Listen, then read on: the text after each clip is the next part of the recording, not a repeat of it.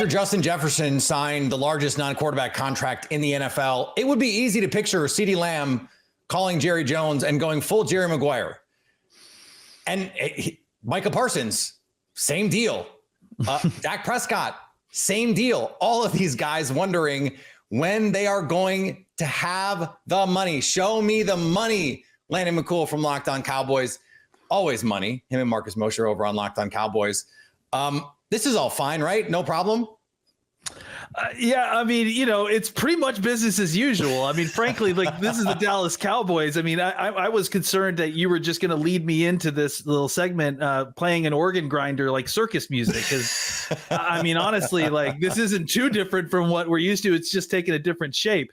I think the CD situation to me is, I think the Justin Jefferson news you brought up is very poignant, because clearly there has been some sort of, and I'm not going to call it collusion, but there's some sort of coordinated effort by the three first round wide receivers to kind of wait as long as we can wait. And now that we've seen Jefferson's deal go, I think that the conversation becomes, is that the starting of the negotiation, or is that kind of where it's going to be the ceiling? So hopefully they can get through that part quickly.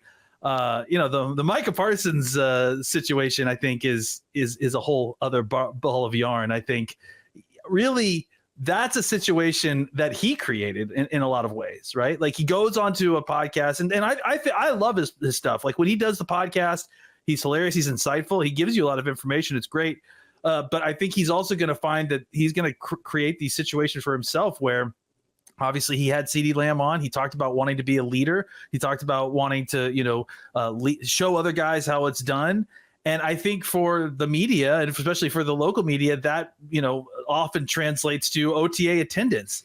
But this is also a thing that he has been, like, he didn't change his offseason routine. Like he normally skips that week of OTAs, or at least some form of that he's done the last 2 years. I think the difference here is that, he's put a kind of a target on himself by saying these things on his own podcast. So I think that's a young player who's learning what, kind of being transitioning from being the young, affable young player to the media target is like. And now he's kind of getting a taste of what it's like to have a podcast and kind of put your foot in your mouth, which I know very much a lot about. Being a podcaster harder than some people realize, I guess. Yes, the moral of that story. And looming over all of this is Dak Prescott, who cannot be tagged at the end of this season if he wants to hit the free agent market. If the Cowboys do not show him the money, he will find a team on the free agent market that will, and he will reset the quarterback market when and if he does that. Las Vegas is ready. Miami is ready. Like there's a team, maybe LA is ready. And so how does the Dak Prescott of it all affect the way that you go into just a team building philosophy with CeeDee Lamb and Micah Parsons, understanding that if you reset the receiver market, the pass rush market, and the quarterback market, like you and I might have to suit up for the Cowboys at some point. Yeah, well, I mean, again, I think it kind of in a lot of ways answers a lot of the questions as to, why haven't the Cowboys been doing a lot of stuff in free agency, is because they're still waiting to make their big 3 moves that they might be making. I honestly think the Micah Parsons situation it's going to wait another year. Like that's just, they've got a lot more options with him and more leverage. They still have his 5th year. They still have, several different free tags if they want to use that.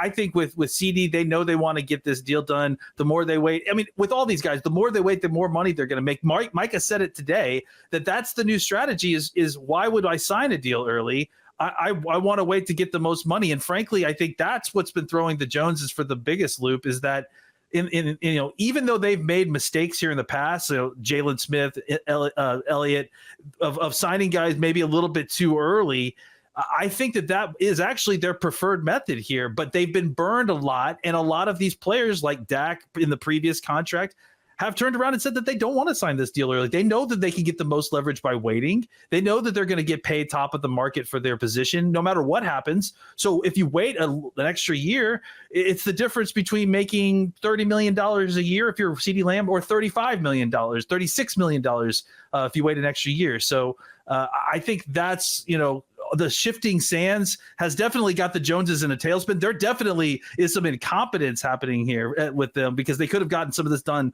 earlier. But I also think there are extenuating circumstances, especially with the CD deal, that are kind of making this a little bit more difficult to corral. Okay, 2025 opening day. Of those three players, how many are on the roster?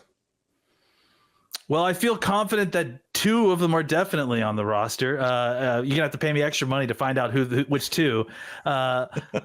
Listen, I don't know what's going on with the Dak situation. I think we've all talked about it to death, and I think we all have our thoughts and feelings.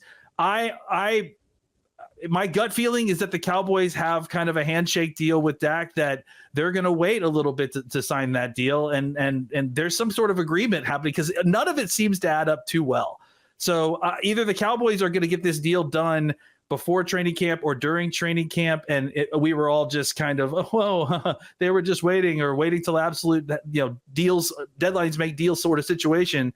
Or they are truly giving Dak, hey, we're going to give you one more opportunity to kind of take us a step beyond where you've been able to take us so far. And if that's not the case, maybe it's time that the Cowboys are looking to kind of look at the next thing, whether that's prudent or not. Stay up to date on the Dallas Cowboys all year by subscribing to Locked On Sports Today and Locked On Cowboys on your favorite podcast app and on YouTube.